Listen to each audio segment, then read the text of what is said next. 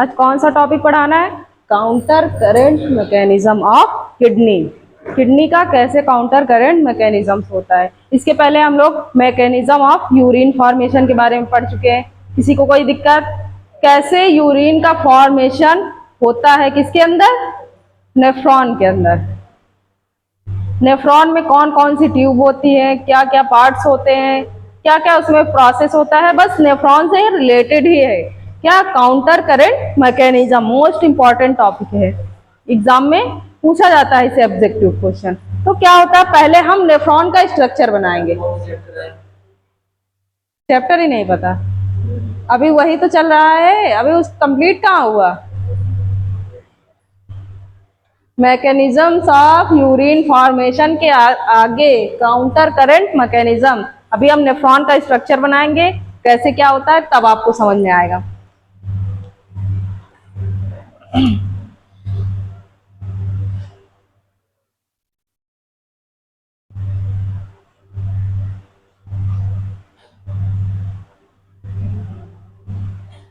ये क्या थी आपकी? बताइए भाई, रिस्पॉन्स करो ताकि हमको समझ में आए तुम्हें क्या क्या समझ में आया। चैप्टर खत्म होने वाला है ये।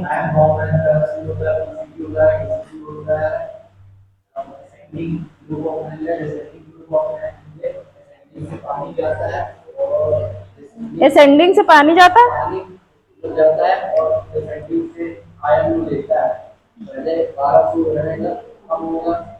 क्या रहेगा 12? ये आपका क्या है? Bowman capsule.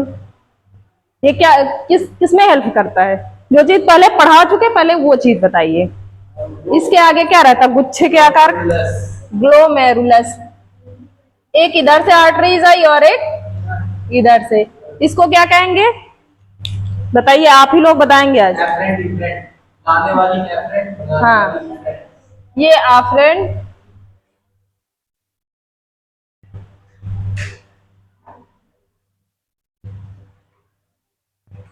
और ये इफ्रेंट। मीन्स ये बॉडी से अनफिल्ट्रेट, जो फिल्टर नहीं हुआ, ऐसा ब्लड जो फिल्टर नहीं हुआ उसको लेके आएगी, यहाँ पर फिल्टर होगा और इसके थ्रू जाएगी कहाँ? हार्ट के पास। Efferent comment.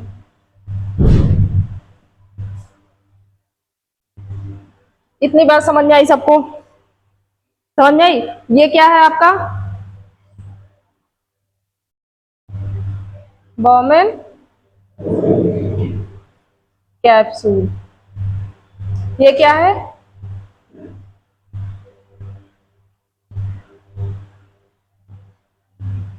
टीसीटी। ये क्या है? Loop of Henle. इसके बाद ये डीसीटी और ये सीडी। इसमें किसी को कोई दिक्कत? नेफ्रॉन में नहीं दिक्कत हुई। आपका ब्लड इफ्रेंट आर्ट्रियोल के थ्रू आया। ग्लोमेरुलस और बोमेन कैप्सूल के बीच, किन तीन मेम्ब्रेन के बीच ब्लड का फिल्ट्रेशन होता है? बताइए उन मेम्ब्रेन का नाम। कौन सी तीन मेम्ब्रेन? जो दो क्या थी? नॉन सेलुलर थी और एक क्या थी? एक नॉन सेलुलर और दो सेलुलर थी। हाँ, ग्लोमेरुलस के अंदर कौन सी मेम्ब्रेन आई आती है? Simple squamous epithelium. क्यों नहीं याद होगा? आप ये फंक्शन नहीं पता ना, किसका फंक्शन? टिश्यू के अंदर आप लोग पढ़ चुके हो, टिश्यू के अंदर बकायदे पढ़ चुके, simple squamous, border, brush border epithelium पढ़ चुके हो। ब्रश बॉर्डर जहां वो मूवमेंट होगा वहां। तो यहाँ ब्रश बॉर्डर ही तो रहती है। सबसे ज्यादा कहाँ फिल्ट्रेशन होता है, मतलब एब्जॉर्प्शन, री एब्जॉर्प्शन? टीसीटी के अंदर, क्योंकि यहाँ की जो एपिथेलियम होती है वो ब्रश बॉर्डर होती है। समझ में आया? तो बॉमेन कैप्सूल के अंदर कौन सी सेल्स पाई जाती हैं? जो ऐसे पोडो लाइक स्ट्रक्चर रहता है, बताइए।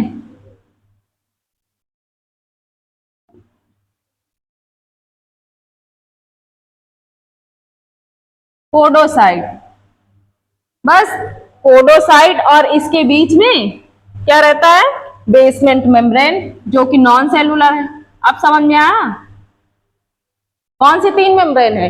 एक तो पोडोसाइट हो गया जो कि बॉमेन कैप्सूल की इनर मेम्ब्रेन है, समझ में आया, और एक ग्लोमेरुलस की सिंपल स्क्वामस एपिथेलियम, और बीच में बेसमेंट मेम्ब्रेन जो कि नॉन सेलुलर। क्वेश्चन यही से पुट अप होता है कि कौन सी नॉन सेलुलर है और कौन सी सेलुलर है। तो आपको इन 3 मेम्ब्रेन के बारे में पता होना चाहिए। बॉमेन कैप्सूल की बात हो गई, उसके बाद पीसीटी में आया, उसके बाद जो आप काउंटर करंट, बाकी सारी फिजियोलॉजी तो मैकेनिज्म में हम पढ़ चुके हैं ना।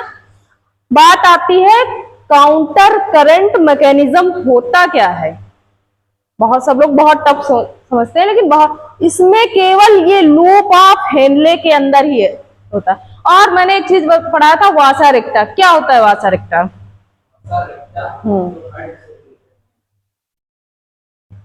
वासा रेक्टा, खोलिए पलटिए पेज, पेज पलटो जल्दी से। वासा रेक्टा के बारे में मैंने कुछ पढ़ाया था, अगर लिखा होगा तो, और तुमने तो लिखा ही नहीं होगा। ये भी है, तुमने तो लिखा ही नहीं होगा। बताइए, मैंने कुछ बताया था ये। हाँ सुनो, ये जो इफरेंट आर्टरियोल होती है, आपके एनसीईआरटी में कुछ ऐसे ऐसे डायग्राम पूरा लिपटा हुआ दिया होगा आर्टरियोल। तो ये क्या करती है, ये डीसीटी को रैप करके रखती है, उसके बाद इसके पैरेलल रन करके फिर पीसीटी को फिर बाहर जाती है, तब हार्ट के पास जाती है। उसी आर्टरियोल को ही वासा रेक्टा कहा जाता है। उसका बहुत रोल है। कैसे रोल है हम इसको समझेंगे, क्योंकि आपने समझा था। हाँ, वासा रेक्टा कहते हैं। कैसे कहते हैं, अब डायग्राम के थ्रू समझ लीजिए। ये जो आपकी इफरेंट आर्टरियोल है, ये मान लो इधर गई। आपके उसमें बुक में बहुत ऐसे पूरा चिपका हुआ दिया है ना डायग्राम, हम थोड़ा सा फैला के दिए गए, बस है वही डायग्राम। इसको क्या करती है,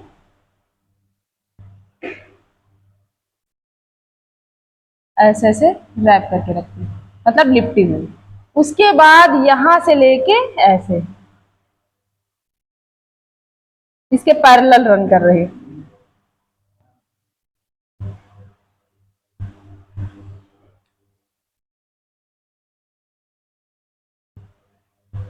ऐसा कुछ मैंने डायग्राम बनाया था, खुला।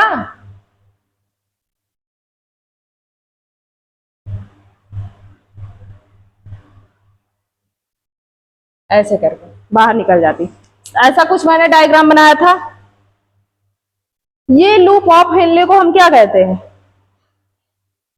क्योंकि आपका यूरिन इधर से कोई चीज नीचे यानी घट रही है, नीचे को जा रही है, तो उसको क्या कहेंगे, डिसेंडिंग या असेंडिंग?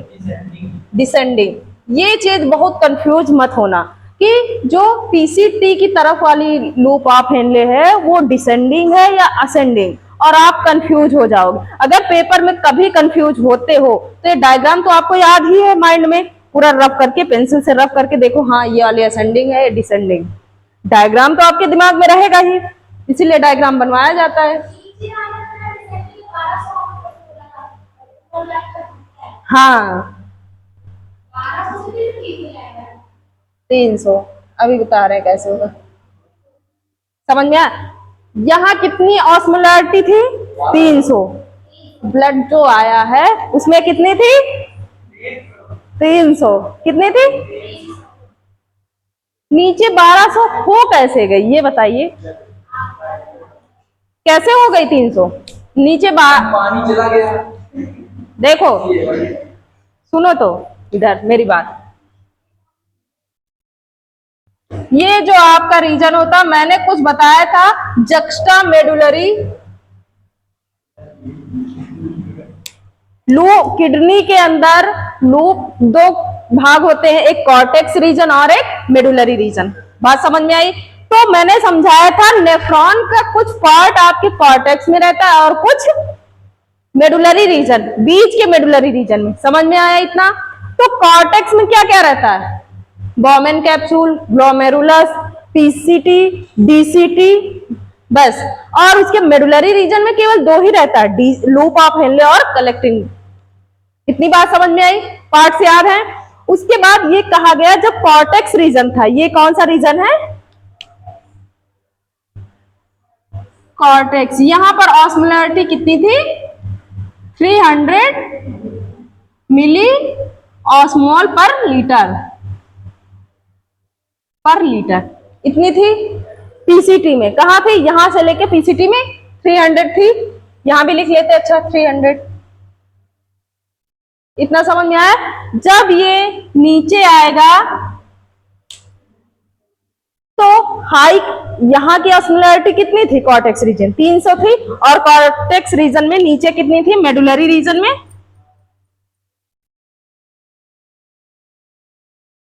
1200 मिली ऑस्मोल पर लीटर। इतनी बात सबको, किसकी बात हो रही, किस जगह, इंटरस्टिशियल स्पेस की बात हो रही। ये तो आपका नेफ्रॉन के अंदर का पार्ट है, ये नेफ्रॉन है, इसके अंदर की बात नहीं हो रहा है। जैसे कोई चीज है, ये पेन है, इसका अंदर का अलग है कंसंट्रेशन, बाहर मान लो पानी भर दो, तो उसकी बात नहीं हो रही है। तो क्या होगा, बाहर की बात हो रही, कुछ है नेफ्रॉन के तो कुछ खाली स्पेस भी तो होगा, बहुत सारे गुच्छे के नेफ्रॉन पड़े हुए हैं, तो कुछ इंटरस्टिशियल स्पेस है, वहां की बात हो रही। 300 ऊपर था और भी, तो क्या हुआ कि नेफ्रॉन के अंदर हाई कंसंट्रेशन से लो कंसंट्रेशन की तरफ मूव करता है। ये आप लोग पढ़े हो। बैलेंस मेंटेन करने के लिए क्या करता है, इससे क्या रिलीज होता है बाहर को, ये है डिसेंडिंग लूप ऑफ हेनले, ये चीज याद रख लो। और ये क्या है, असेंडिंग लूप ऑफ हेनले। जो वॉसा रेक्टा गई है, वॉसा रेक्टा में इधर से जाता है ब्लड।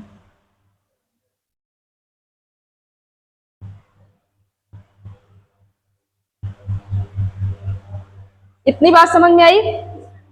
तो ये नीचे को जा रहा, तो ये क्या हुआ, descending vasa recta, V R लिख दिया मैंने, वासा रेक्टा। वासा रेक्टा कैसे लिखेंगे, वासा रेक्टा, आप लोग को लिखवा भी चुके हैं। और ये जो अंदर वाली है, इसको क्या कहेंगे, असेंडिंग वासा रेक्टा। इतनी बात सबको क्लियर हुई। तो कहा क्या गया है कि मेंटेन होना चाहिए, मतलब हाई की से लो की तरफ मूव करता है।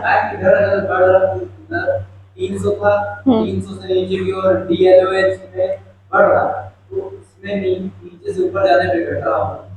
हाँ, इधर से ऊपर जाएगा फिर घटेगा। नहीं, असेंडिंग वासा रेक्टा में, वासा रेक्टा की बात अभी सुनो तो, मतलब आपका कहने का मतलब ये है कि 300 से 1200 नीचे आ रहा है, किसमें लूप ऑफ हेनले पे, डिसेंडिंग वाले पे, असेंडिंग वासा रेक्टा में बढ़ेगा नीचे से। बात तो अभी सुनो, असेंडिंग वासा रेक्टा का यहाँ रोल क्या है, इसमें अलग फ्लूइड है, इसमें अलग है, अलग है कि नहीं, सेम चीज तो फ्लो नहीं कर रही है, वो ब्लड लेके आ रही है। और ये क्या, यूरिन फॉर्मेशन।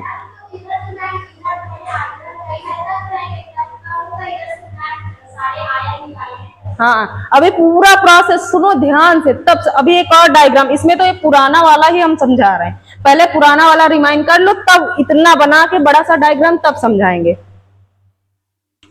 ये क्या निकालते हैं, H2O, पहले निकाला कितना हो गया, 400, 400 हुआ कि नहीं, फिर निकाला गया, फिर कितना हुआ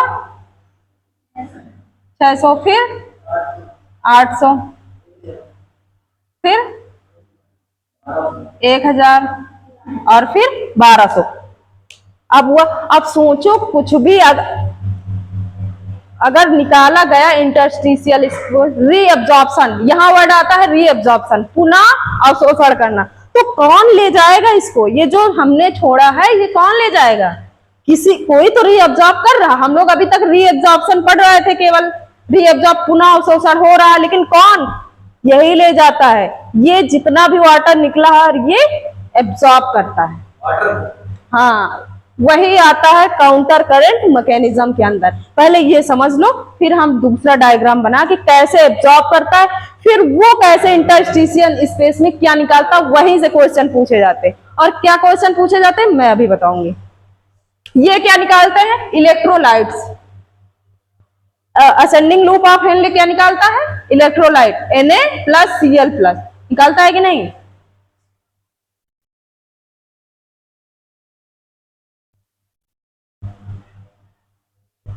इतनी बात समझ में आई।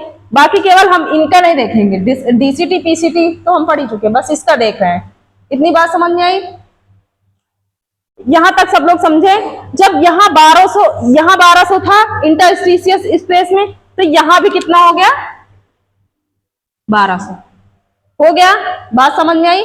1200 होते होते फिर इसने इलेक्ट्रोलाइट्स की मात्रा ज्यादा हुई, यानी वाटर तो लॉस होता चला गया, तो क्या बचेगा, चीनी। पानी है, अगर पानी निकालते जाओगे तो चीनी ज्यादा हो जाएगी, तो पानी हमने निकाल दिया, चीनी क्या हो गई, नमक क्या हो गया, ज्यादा हो गया। तो ये ऊपर जाते जाते फिर इलेक्ट्रॉन, उधर ज्यादा हो गया, वही तो कह रहे हैं, ज्यादा है इधर, उधर हाँ, मतलब उधर ज्यादा थी तो वही चीनी निकाल रहे हैं हम बाहर, उधर चीनी की मात्रा ज्यादा होगी ना, तो वही तो बता रहे हैं, ये यहाँ आते आते ज्यादा हो गए, थोड़ा निकाला पानी, थोड़ा निकाला नहीं, ज्यादा। तो अब ये चीनी निकालेंगे बाहर, चीनी भी निकालेंगे, तो चीनी निकाल रहे हैं, फिर बैलेंस आ गया, मीडियम फिर यहाँ कितना आ गया, 300। इतनी बात सबको समझ में आई, प्रीवियस क्लास का ही। ये डायग्राम मत बनाओ क्योंकि ये बना चुके हो तुम लोग। अब दूसरा डायग्राम के थ्रू काउंटर करंट समझाते हैं। इतनी बात सबको समझ में आ गई।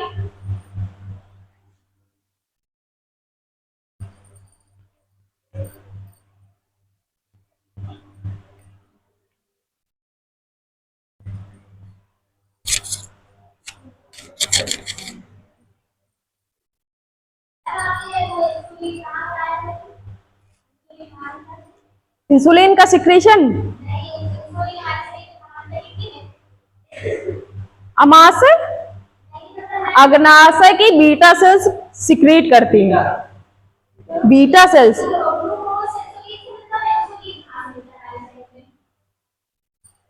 बता तो रहे हैं, जो अग्नाशय की बीटा सेल्स होती हैं वो हार्मोन्स का सिक्रीशन करती हैं। कौन सा हार्मोन, इंसुलिन हार्मोन। जब ये बीटा सेल्स जो काम नहीं कर पाती हैं, इंसुलिन बनना बंद हो जाता है, तो हमारे ब्लड में ग्लूकोज का लेवल बढ़ने लगता है। अभी तक का क्या था, इंसुलिन क्या करता था, जो ब्लड में बढ़े हुए ग्लूकोज को ले जाके सेल्स के पास दे देता था।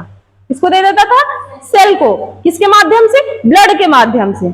ब्लड मतलब ब्लड में घूम रहा है, इंसुलिन भी घूम रहा, वो साथ में ले जाके सेल्स को देगा। सेल्स क्या करता था, यूज कर लेता था। लेकिन जब सेल्स तक पहुंचाने ही वाला कोई नहीं है, इंसुलिन खत्म ही हो गया, तो कौन पहुंचाएगा। ब्लड में क्या होता, ग्लूकोज की मात्रा ज्यादा हो जाती और यूरिन के थ्रू भी निकलना। अभी अब आगे पढ़ोगे भी कि कैसे यूरिन के साथ भी ग्लूकोज निकलता है।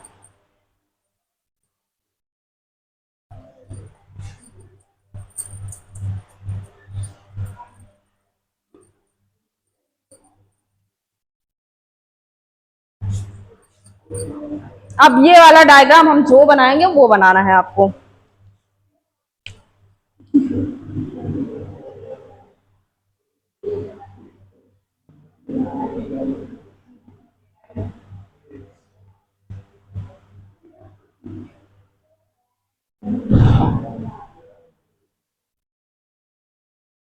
ये ज्यादा बड़ा हो गया ना,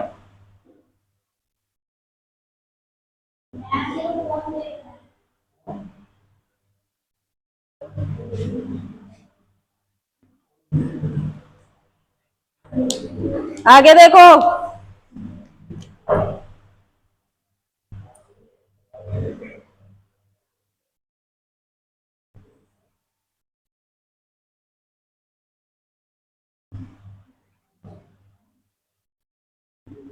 देखो भाई, लूप ऑफ हेनले कौन सा है, ये है।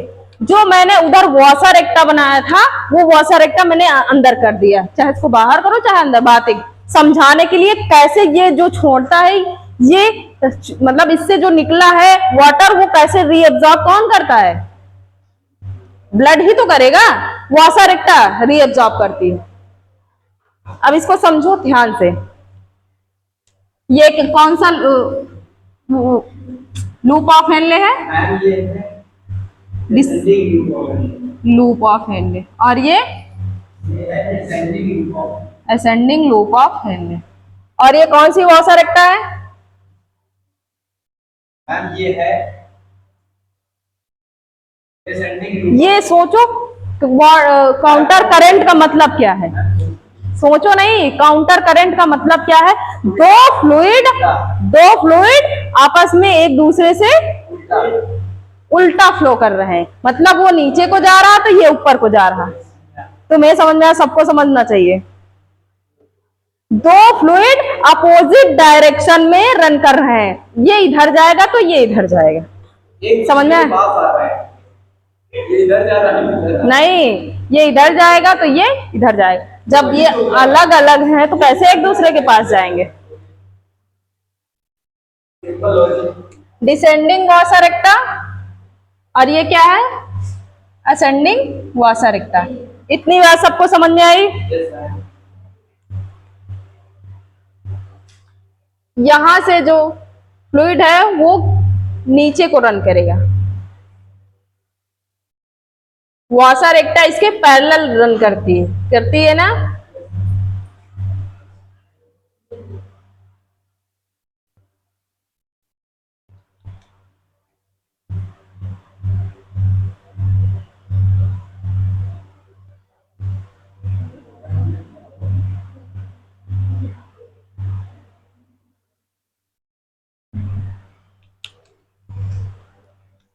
ये कौन सा रीजन था? कॉर्टिकल रीजन था ना।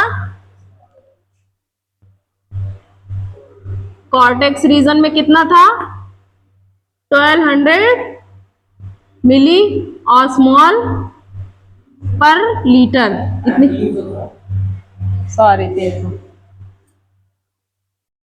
और नीचे मेडुलरी रीजन में कितना था?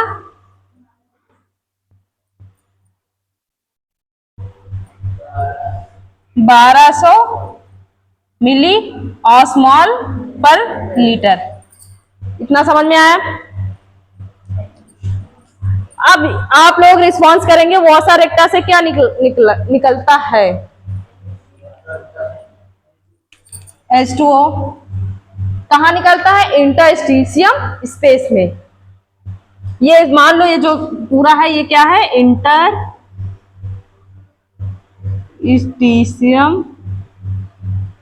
स्पेस। समझ में आया?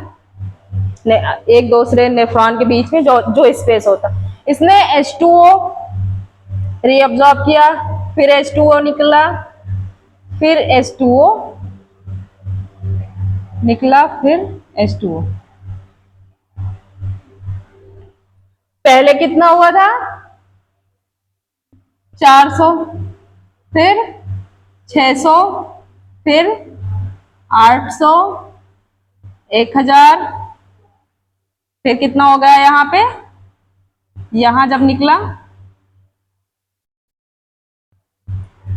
ये इसके अंदर की बात हो रही, अब इक्वालिटी मेंटेन हो गई। समझ में आया? यहां ये समझने वाली बात है जो ये रीअब्सॉर्ब का मतलब क्या हुआ, कहां गया ये, ऐसे कहां घूम रहा? रीअब्सॉर्ब का मतलब ब्लड ही रीअब्सॉर्ब करता है, ब्लड वेसल्स ही तो रीअब्सॉर्ब करती हैं।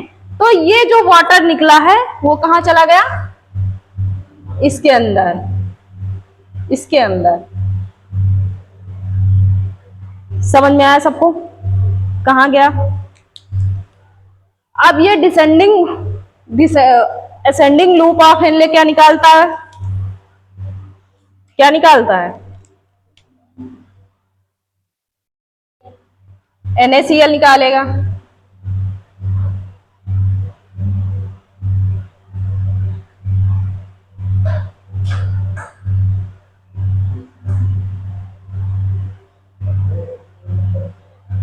समझ में आया?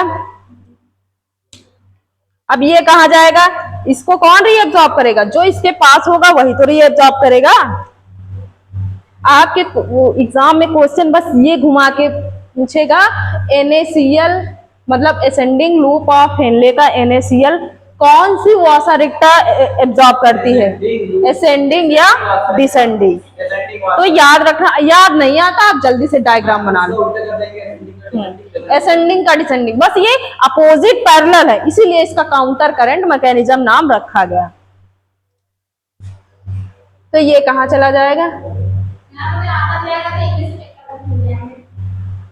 अच्छा, सब आ जाएगा फिर से, बस इंग्लिश वाली कोशिश करो। अब समझ में आया? इसने भाई सब कुछ तो एब्जॉर्ब कर लिया, लेकिन ये जो इंटरस्टिशियम, इधर ध्यान दो, जो इंटरस्टिशियम स्पेस है इसमें बैलेंस भी तो बना के रखना है, तो ये भी तो कुछ देगा, इसको देगा ना? क्या देगा? इस वाले से क्या निकलेगा? ये फिर वाटर निकालेगा। क्या निकालेगा?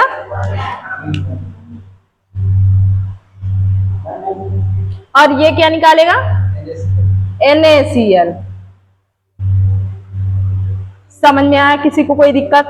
यहीं से क्वेश्चन आएगा कि असेंडिंग वॉशर-रेक्टा क्या निकालते? उल्टा कर देना हर जगह, उल्टा।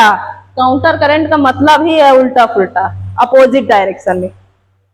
NaCl वाला क्या निकाल रहा है? जो NaCl एब्जॉर्ब कर रहा है वो क्या निकाल रहा है? H2O निकाल रहा है, और जो H2O एब्जॉर्ब कर रहा है वो NaCl।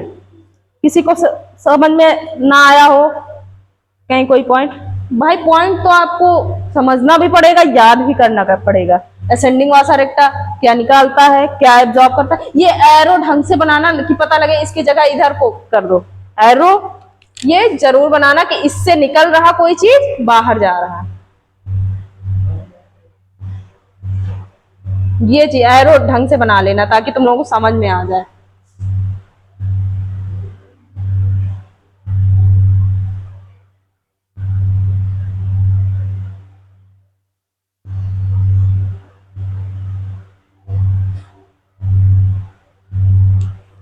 बस समझ में आई? और एक चीज और पूछी जाती है कि यूरिया का रीअब्जॉर्ब कौन करता है? यूरिया इधर क्या है आपकी? Collecting duct. ये थोड़ी मात्रा में क्या निकालती है? यूरिया। Collecting duct CD। और ये भी क्वेश्चन में पूछा, यूरिया क्या करता है?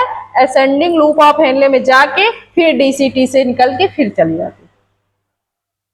इसका बस यही साइकिल चलता रहता है। यूरिया उधर से मिलेगा, हाँ DCT, ascending loop of Henle के थ्रू, हाँ फिर DCT, फिर मतलब एक साइकिल की तरह चल, कुछ मात्रा में, पूरा नहीं, कुछ मात्रा में। ये रीअब्जॉर्प्शन होता है। हाँ थोड़ा सा, अरे भाई बाहर निकला तो ये रीअब्जॉर्ब करेगा ही, रीअब्जॉर्ब किया फिर छोड़ दिया, अब ये कहाँ जा रहा है? ये DCT में ही तो जा रहा, तो जाएगा तो वही जाएगा। बस ये क्वेश्चन भी पूछा जाता है, यूरिया का रीअब्जॉर्प्शन कौन करता है? CD। ये डायग्राम मोस्ट इंपॉर्टेंट है, बना लो, यहीं से क्वेश्चन पुटअप होंगे।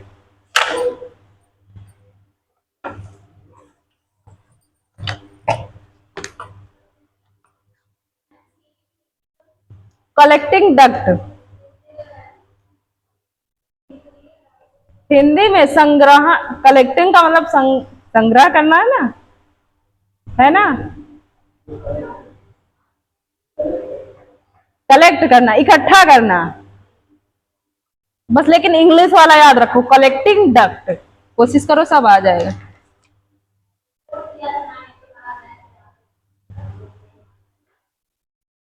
अब इसकी कुछ थ्योरी व्योरी तो लिखवाने की जरूरत नहीं कि लिखवा दें, याद रहेगा ये चीजें, दिमाग में भर लो, डायग्राम देखो, वही तो।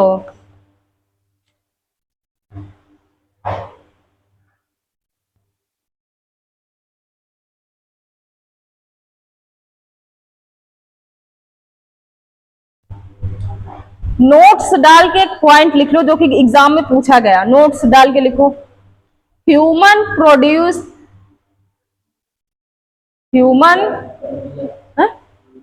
Humans produce nearly 4 times, means 300 था, 4 टाइम्स, 4 गुना ज्यादा है। और यहाँ एक चीज और याद रखो, जब यहाँ 1200 था, यहाँ पहुंचते पहुंचते कितना हुआ? 300 हो गया, यहाँ भी 300 रहा, लेकिन यहाँ क्या करता है? ये भी तो वाटर निकालना शुरू कर देता है, तो यहाँ कितना हो जाता है फिर? 1200। मीन्स पॉइंट लिख लो, ऑस्मोलैरिटी मेंटेन करने के लिए। आपका यूरिन कॉन्सेंट्रेटेड होता है कि नहीं? होता है नॉर्मल पानी की रेंज में तो कंसंट्रेट रहेगा ही, तो वही तो कभी कभी ज्यादा डाइल्यूट कंसंट्रेट जब बहुत ज्यादा पानी पीते हैं नहीं पियोगे तब गाढ़ा हो जाता कि नहीं तो आपका। जब बहुत ज्यादा पानी पिएंगे तो वो यूरिन जो होगी वो सफेद होती है, हाँ और जब कम पानी पीते हैं तो पीली होती है। पीली हो जाती, गाढ़ी और पीली। तो कम पिए तब तो गाढ़ी हुई ना। हाँ मतलब वही कम पियोगे तब, और ज्यादा पियोगे तो पतली होगी। तो पानी ज्यादा पीना चाहिए कि कम पीना चाहिए बताइए। साफ पिया जाएगा कि पीनी पूरी हो जाएगी। नहीं ऐसा नहीं है, पानी आप ज्यादा पी लोगे तो बात क्या होती, पाइप लगा लेंगे, ठीक है। आप ज्यादा पी लोगे तो ये जो इलेक्ट्रोलाइट्स हैं ये सब निकल जाएंगे पानी के थ्रू, इनको हमारी बॉडी को एब्जॉर्ब भी तो करना चाहिए, इनकी NaCl की हमारी बॉडी में जरूरत नहीं है। इसलिए पलटी होती है तो हम लोग ओआरएस पीते हैं। लिख लो पॉइंट, लिखो फिर बात करते। Humus produce nearly 4 times concentrated urine. Ma'am जब हम लोग बहुत ज्यादा एक दिन पानी एक बाल्टी पिएंगे तो हम लोग के इलेक्ट्रोलाइट चले जाएंगे। कहने का मतलब पी पाओगे एक बाल्टी? मैम कुछ भी कर सकते हैं। चलो एक्सपेरिमेंट करते हैं, अब कल सुबह से पानी मत पीना, एक बाल्टी तुमको पिलाएंगे। मैम एक और काम को करेगा 4 times concentrated urine than the initial filtrate form। ये क्वेश्चन एग्जाम में पूछा गया, कितने गुना ज्यादा आपकी यूरिन कंसंट्रेशन है, कंसंट्रेटेड है 4 times, 4 times concentrated urine than the initial filtrate form।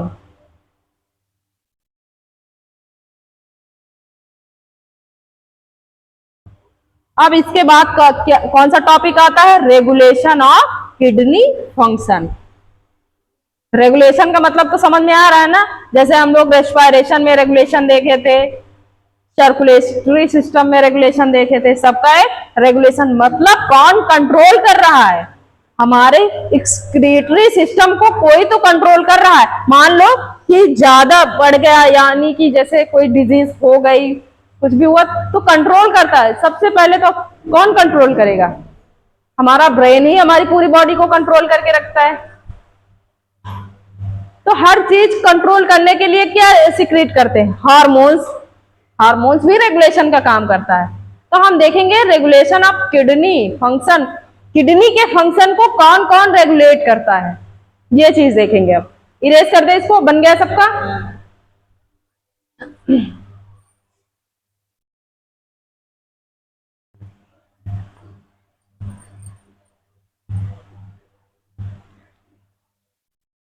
घर जाके एक बार तुम लोग रिवाइज कर लेना सब, तभी समझ में आएगा। यहां से जाके टॉपिक तुरंत रिवाइज करा करो, और ना समझ में आएगा दूसरे दिन रात भर, रात को करते हो। अरे यहां से जाओगे रात हो ही जाएगी।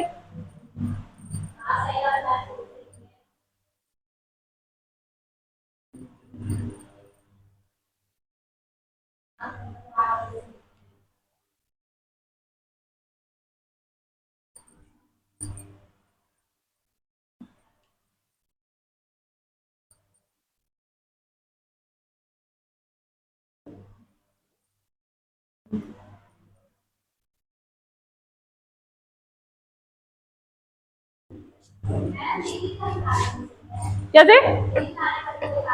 बिल्कुल, मेलानिन हार्मोन। हाँ वही मेलाटोनिन। क्या होता है, जो बूढ़े लोग हो जाते हैं उनको नींद कम आती है ना, क्यों कमी हो जाती है।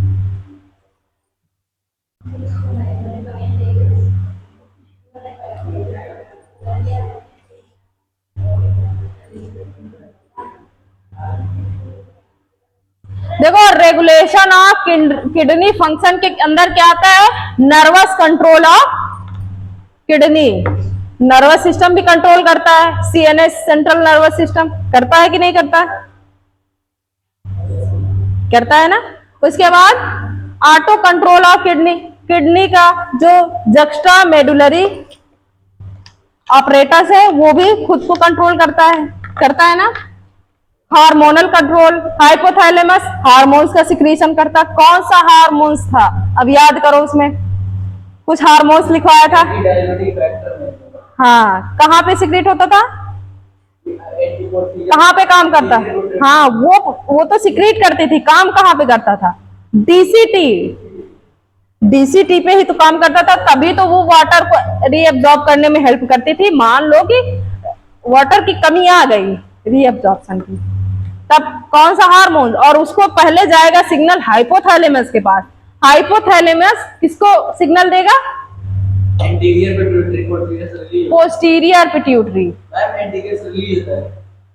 न्यूरो हाइपोफाइसिस भी कहते हैं किसको? Posterior pituitary. उसको सिग्नल जाएगा, वो एक्टिव हो जाएगी, किस हार्मोन्स को सिक्रीट करेगी?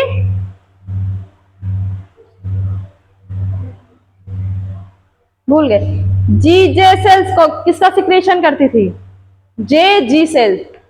भाई रिवाइज करो, एक एक हार्मोन्स लिखवाया था, ऐसे समझ में नहीं आएगा। कुछ रीजन बनाया था मैंने। तुम बीच बीच में गायब भी हो जाते क्या समझ? आप लोग की डायरी फोटो नहीं, बुक पब्लिश करना है। तो पब्लिश करना है। देखो, मैंने कुछ जे जी ए बताया था, जे जी ए बताया था ना? मैम आपको मेरा पर्सनल नंबर से नहीं, जे जी ए नोट सही लाने पड़ेंगे पंजी टाइम पे। जक्स्टा ग्लोमेरुलर ऑपरेटस, ये पढ़ाया था मैंने, पढ़ाया था ना? इसका फॉर्मेशन कैसे होता है? आपकी जो डीसीटी है उसका पार्ट्स आके किसके कांटेक्ट में आ जाएगा?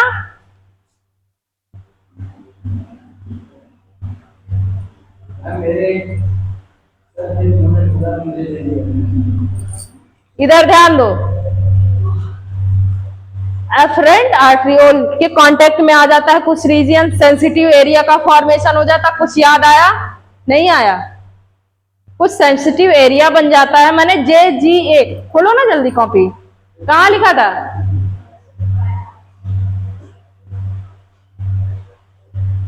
जे, हाँ, तो कुछ सेंसिटिव एरिया का फॉर्मेशन। यहाँ कौन सी सेल्स होती हैं? सिंपल क्यूबॉइडल सेल्स होती हैं कि नहीं? और यहाँ पे कौन सी सेल्स होती हैं? Simple squamous epithelium, simple squamous और क्यूबॉइडल। समझ में आया कुछ? तो क्या होता है, ऐसा एरिया जहां पर ये दोनों बहुत ही क्लोजली आ जाते हैं, एक दूसरे के कांटेक्ट में, मतलब चिपक नहीं जाते लेकिन एक बहुत क्लोजली आ जाते हैं, तो एक सेंसिटिव एरिया का फॉर्मेशन हो जाता है जिसे कहते हैं जेजीए। जेजीए किसके किसके बीच में बनता है, यही क्वेश्चन आ सकता है। तो DCT, DCT digital convoluted tubule के बीच में। इतनी बात समझ में आई? तो क्या होता है इसमें से, जेजी जक्स्टाग्लोमेरुलर एक हार्मोन्स को सिक्रीट करता है। कौन सा हार्मोन? रेनिन, मैंने बताया भी था, रेनिन हार्मोन्स। सब भूल गए?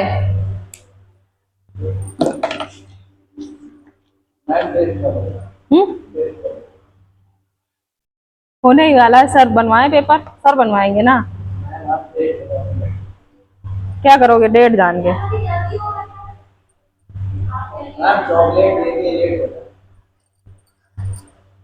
अगर चॉकलेट ना मिली तो? चॉकलेट के चक्कर कुछ और मिल गया तो? कुछ और मिल जाएगा तो कोई दिक्कत नहीं।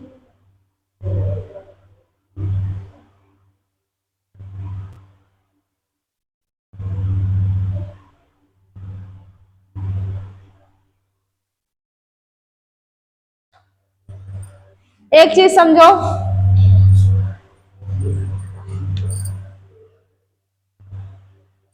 Regulation of kidney function. समझ में आई बात?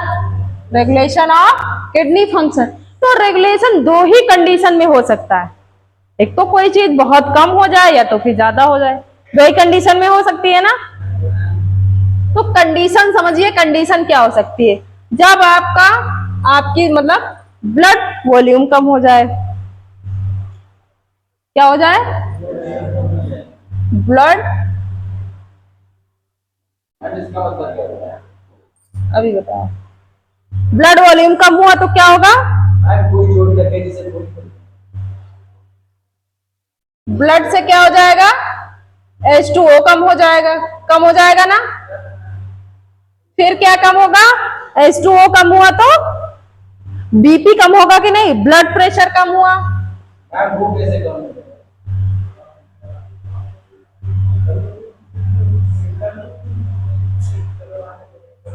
ब्लड प्रेशर कम हुआ तो वो कैसे कम होगा? भाई आपका जब ब्लड वॉल्यूम कम हुआ तो क्या होगा? H2O कम होगा। वो कम हो गया ना, तो बीपी का इसका ऐसे कम होगा। ब्लड प्रेशर कम होगा, कम है तो कम ही तो फ्लो करेगा है? नहीं होगा, जब कमी है ना तो आगे तो देखो, ग्लोमेरुलर फिल्ट्रेशन रेट भी कम हो जाएगी। ग्लोमेरुलर फिल्ट्रेशन रेट कम हो जाएगी। बात समझ में आई? जब आपका मान लो कि ब्लड वॉल्यूम कम हुआ, ब्लड वॉल्यूम में ब्लड का जो H2O है, वो प्लाज्मा का जो H2O है वो कम होगा, तो ब्लड प्रेशर कम होगा। भाई जब ब्लड कम हुआ तो कैसे तेजी से फ्लो कर पाएगा? ब्लड वॉल्यूम का मतलब आपके शरीर में जब ब्लड ही कम हुआ तो फिर कम हुआ तो क्या होगी? ऑस्मोलैरिटी कम होगी कि ज्यादा? अरे अभी पढ़ाया था H2O कम होगा तो ऑस्मोलैरिटी ज्यादा होगी।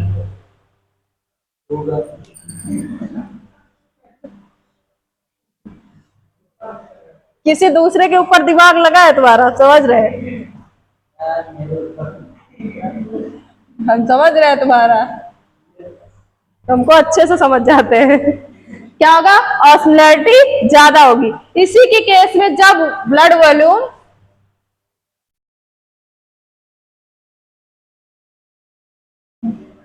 ज्यादा हुआ तो ब्लड में H2O भी ज्यादा हुआ, ज्यादा होगा ना। ब्लड प्रेशर भी ज्यादा हुआ, और फिर GFR, ग्लोमेरुलर फिल्ट्रेशन रेट, ये भी ज्यादा होगा। ये तो बेसिक पॉइंट है। ये क्या है? Basic point. मतलब रेगुलेशन पढ़ने के पहले ये पॉइंट्स आना चाहिए, तब आगे हम बताएंगे कि ब्लड ग्लोमेरुलर फिल्ट्रेशन रेट कम हुआ तो ये हार्मोन्स ऐसे रिलीज हुआ, फिर वाटर का रीएब्जॉर्प्शन किया, फिर मेंटेन किया, कैसे किया, ताकि समझ में आ जाए तुम लोगों को।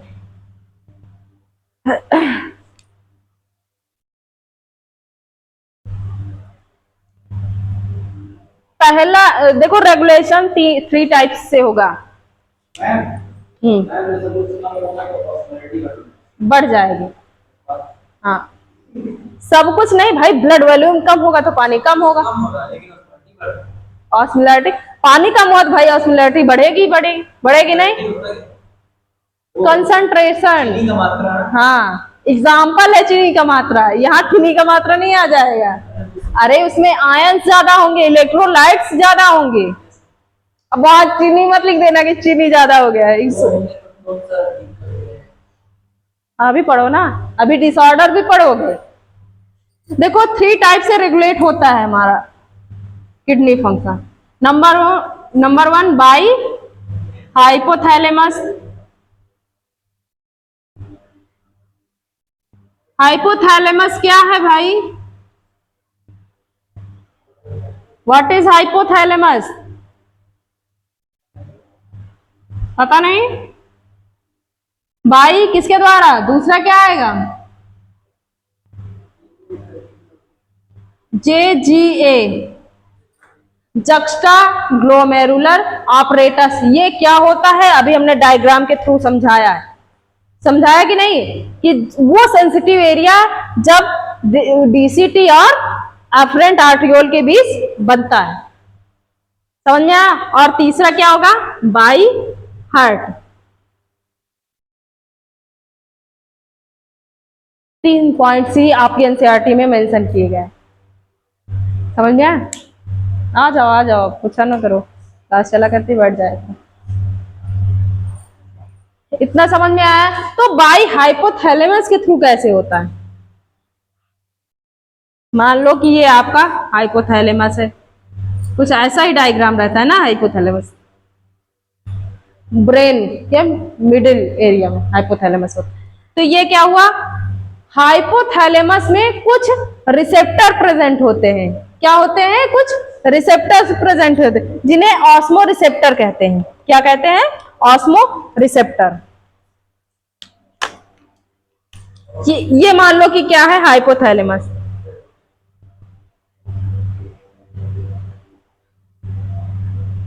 हाइपोथैलेमस है, यहां पर क्या प्रेजेंट है? Osmo receptor. बात समझ में आई? Osmo receptor. जब इस हाइपोथैलेमस में प्रेजेंट ऑस्मो रिसेप्टर सिग्नल देते हैं,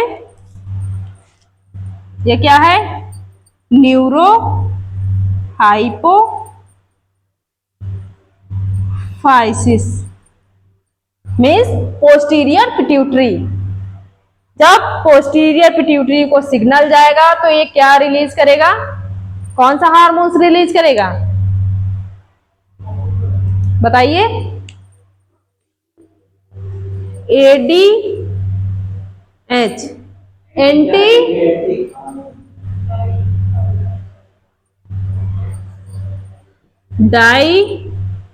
डाईयूरेटिक हार्मोन।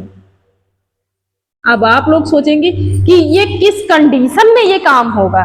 जब ये कंडीशन रहेगी, ब्लड वॉल्यूम आपका कम हुआ, H2O कम हुआ, blood pressure, glomerular filtration rate तो समझ में आ रही है ना? जो ग्लोमेरुलस था वो फिल्ट्रेशन का काम करता था, तो वहां क्या होता था? फिल्ट्रेशन रेट कम हो जाती, मतलब कम फिल्टर कर पाता है। उसकी एक मतलब वो रहता था ना कि इतनी रेट से ये फिल्टर करेगा, उसकी फिल्ट्रेशन रेट ही कम हो जाएगी। उस मतलब कंडीशन में आपका ये हाइपोथैलेमस एक्टिव हो जाता है। सिग्नल जाएगा किसके पास? हाइपोथैलेमस के पास। तब ये एक्टिव होकर इसका सिक्रीशन करता है।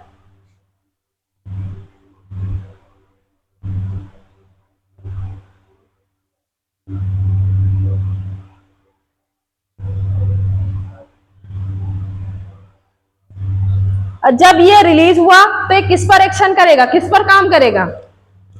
काम किस पर करेगा भाई? कुछ डायग्राम में मैंने लिखा था डीसीटी और सीडी पर काम करता है। एक्शन कहां करेगा? काम कहां करेगा? डीसीटी डिजिटल कन्वोल्यूटेड ट्यूब्यूल और सीडी, यही क्या करते थे? वाटर को रीअब्सॉर्ब करते थे ना। अरे भाई आपकी डीसीटी थी, डीसीटी से क्या होता था?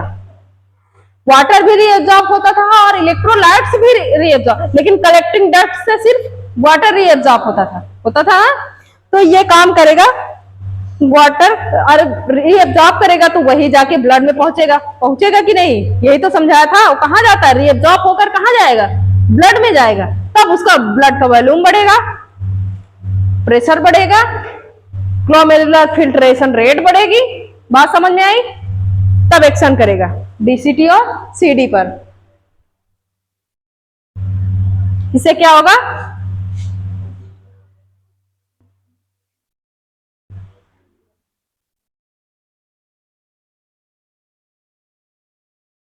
प्रेशर भी इंक्रीज करेगा ना? प्रेशर इंक्रीज करेगा। हाँ, GFR ग्लोमेरुलर फिल्ट्रेशन रेट फिर से फिल्टर होना शुरू कर देगा। भाई कोई चीज कमी है तो वो किसको फिल्टर करेगा? जब कोई चीज धीरे धीरे आ रहा है। हाँ, कमी आ जाती है ना, जलन होना, कमी आना है। इसीलिए क्या कहते हैं, अभी पढ़ाएंगे। हाँ, पानी ज्यादा है कि ब्लैडर में ज्यादातर देर तक यूरिन रोकना नहीं चाहिए। नहीं चाहिए, फटे बहुत ज्यादा हुआ था। कंसंट्रेटेड हो जाता है ना। गाढ़ा सा अगर दिन भर ना करो, शाम को जाओ, हो जाता है ना। के साथ होता है, लेकिन ज्यादा देर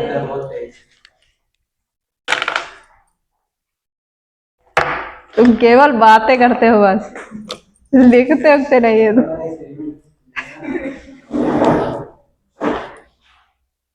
नोट्स डाल के कुछ नोट पॉइंट लिखो, डायग्राम बनाओ, नोट्स लिखो, कुछ पॉइंट लिखो नोट्स डाल के। एंड इंक्रीज, इंक्रीज का चाहे सिंबल बना लो चाहे इंक्रीज लिख दो। And increase in body fluid volume, body fluid volume can switch of these receptor.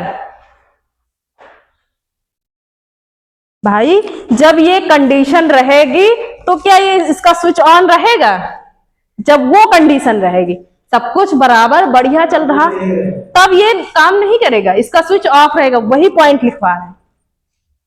मान लो घुमा के क्वेश्चन में पूछ लिया गया स्विच ऑफ है, तब क्या होगा? रिलीज होगा? नहीं रिलीज होगा। स्विच ऑन होगा तभी, मतलब कि जब ब्लड वॉल्यूम कम है, H2O कम है, तभी ये रिलीज काम करेगा। हाँ लिख लो, volume can switch off these receptors which in turn can stop the release of ADH via neurohypophysis। बहुत गर्मी लग रहा है। Via neurohypophysis. इतनी बात सबको समझ में आई? किसी को कोई दिक्कत?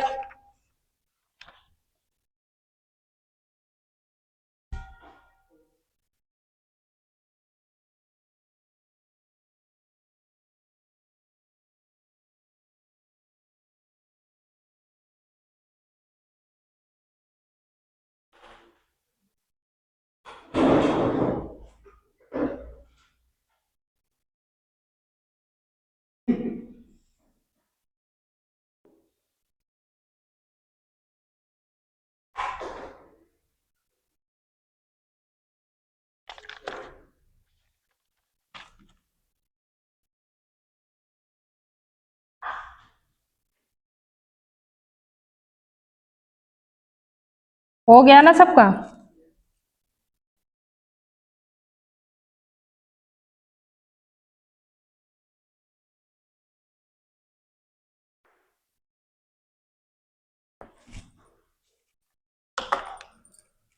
दूसरा क्या था? बाई जे जी ए, इसका मतलब होता है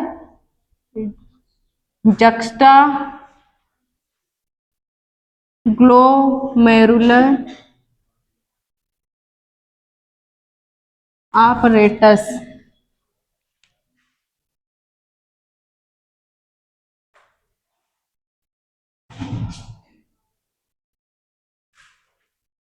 जक्स्टा ग्लोमेरुलर आपरेटस।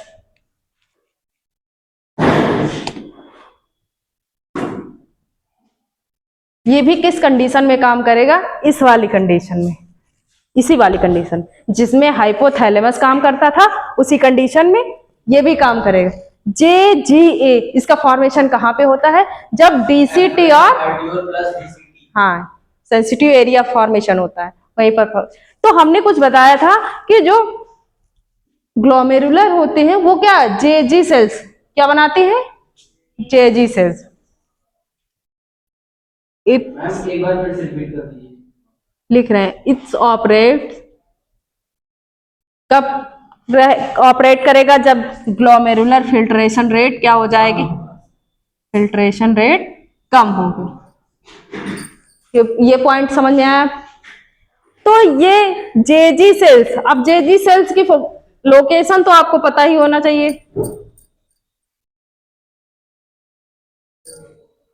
अरे भाई जो ये आपकी एफ्रेंट आफ्रेंट थी, तो इनको क्या कहते थे हम? जे जी सेल्स। यही सिक्रीट क्या करते थे? Rennin hormones. क्या सिक्रीट करती थी? Renin hormone. नहीं बात समझ में आई? तो वही चीज ये रेनिन हमने उस टाइम पढ़ाया था, तो हमने बताया था इसका फंक्शन कहाँ पे है, अभी आगे, डाययूरेटिक फैक्टर। हाँ यहाँ पर है इसका फंक्शन।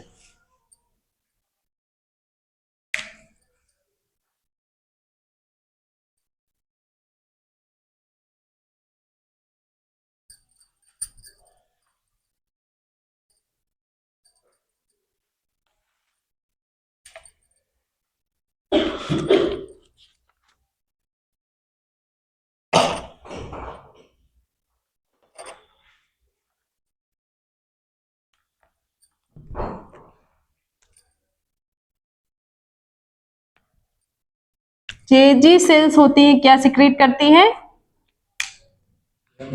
Rennin hormone.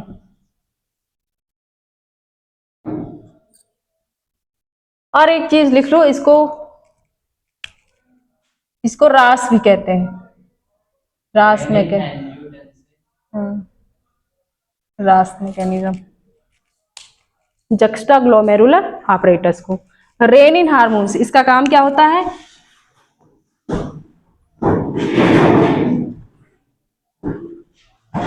ये क्या है?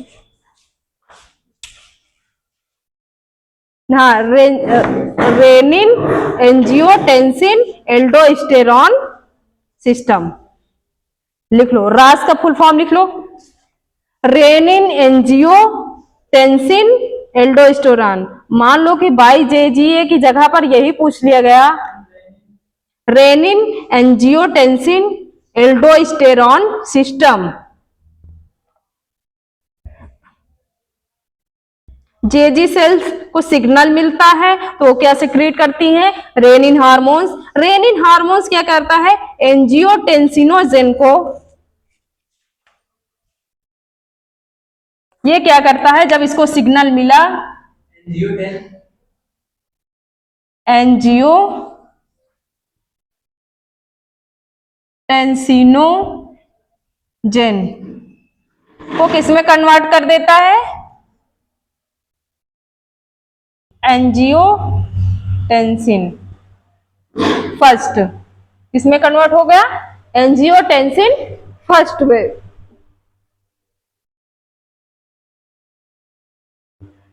इसके बाद ये किसमें कन्वर्ट हो जाएगा? एंजियोटेंसिन सेकंड में। किसमें कन्वर्ट हो जाएगा? एंजियोटेंसिन सेकंड में। और क्या होता है इसके ऊपर काम कौन करता है? Angiotensin converting enzyme.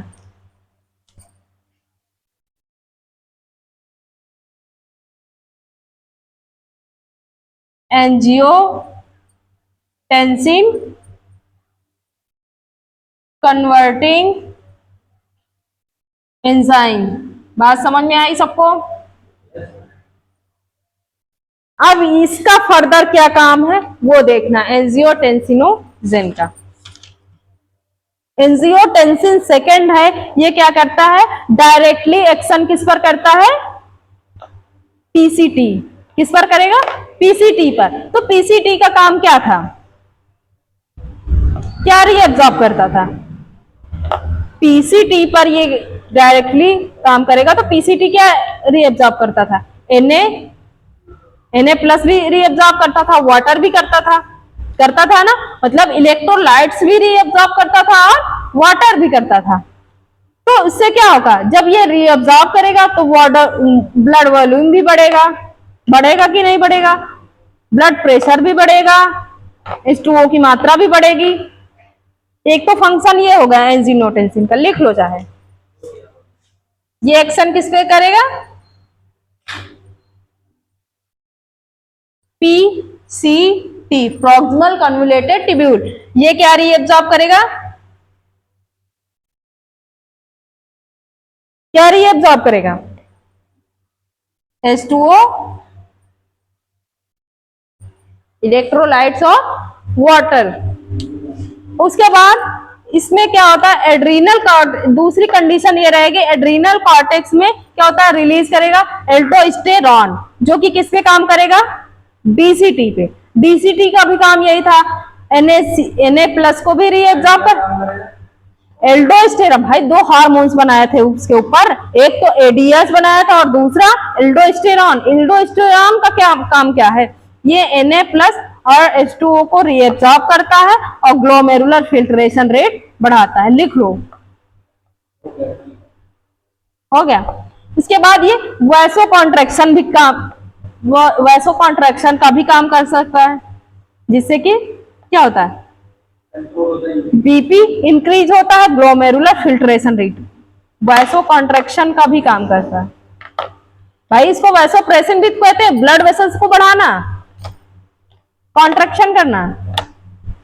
तो एल्डोस्टेरॉन वैसो कॉन्ट्रैक्शन का भी काम करता है, जिससे बीपी इंक्रीज होती है और ग्लोमेरुलर फिल्ट्रेशन रेट, जो भी बोला करे झटझट से लिख लिया करो तुरंत। इतनी बात समझ में आई?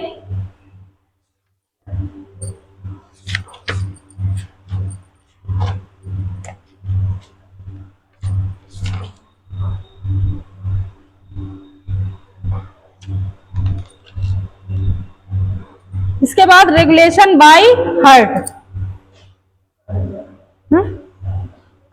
हाँ टाइम तो हो गया, थोड़ा सा सुन लो। रेगुलेशन बाय हार्ट, हार्ट किस कंडीशन में, जब ब्लड वॉल्यूम भी ज्यादा है, ब्लड H2O भी ज्यादा है, ब्लड प्रेशर भी ज्यादा है, सिंपल सा है, इसी कंडीशन में काम करता है। तो ये ANF किसके द्वारा करता है, ANF लिख लो, ANF। पहले रेगुलेशन बाय हार्ट है, जल्दी से लिखो, 2-4 पॉइंट लिख लो बस, समझने वाला इसमें कुछ नहीं। किसके द्वारा करेगा, by ANF, by ANF। ANF का फुल फॉर्म मतलब लिख लो, एट्रियल नेट्री यूरेटिक फैक्टर। यही से क्वेश्चन पुट अप हो सकता है। एट्रियल नेट्री यूरेटिक फैक्टर ये कब ऑपरेट करेगा, जब आपका ग्लोमेरुलर फिल्ट्रेशन रेट हाई होगा और ब्लड वॉल्यूम भी इंक्रीज रहेगी। समझ में आया? मतलब कि ये चेक अपॉन, ये चेक करता है किसको, रास को। किसको चेक करेगा, रास को ही चेक करता है। इनहिबिट और एग्जिबिट करने का काम करता है। इनहिबिट मतलब रोकने और चलाने का काम करता है हार्ट। किसको, हाँ रास को इनहिबिट करने का काम करता है। रास अभी भाई देखे वो रास का मतलब क्या होगा, हो गया है? अभी इसका फुल फॉर्म लिखवाया तो था, फुल फॉर्म नहीं, रास शॉर्ट में लिख दिया जाता ना, तो इसका पूरा मतलब क्या होगा, ये मतलब चेक करता है रास को। नो एल्डोस्टेरॉन मतलब Na, जब Na मतलब जैसे कोई चीज ज्यादा हो गई तो उसको कम भी तो करना जरूरी है। मान लो बहुत ज्यादा हो गया, एक लिमिट में हर चीज होनी चाहिए। मान लो ज्यादा होता जा रही है, एब्जॉर्ब ज्यादा होता जा रहा, तो ये इनहिबिट करने का काम करेगा कि लिमिट में ही रीएब्जॉर्ब करना है, बहुत ज्यादा रीएब्जॉर्ब नहीं करना है। बस यही काम है। समझ में आ गया सबको, कोई दिक्कत? अब इसके बाद कल क्या पढ़ाएंगे, मैक्चुरेशन मीन्स यूरिन निकालना। कैसे स्फिक्टर लगे रहते हैं, खुलते हैं निकलता है, बंद होते हैं भरता रहता है। अरे भाई मान लो खुला ही रहा तो डायरेक्टली भरेगा नहीं, निकल जाएगा। समझ में आ गया सबको?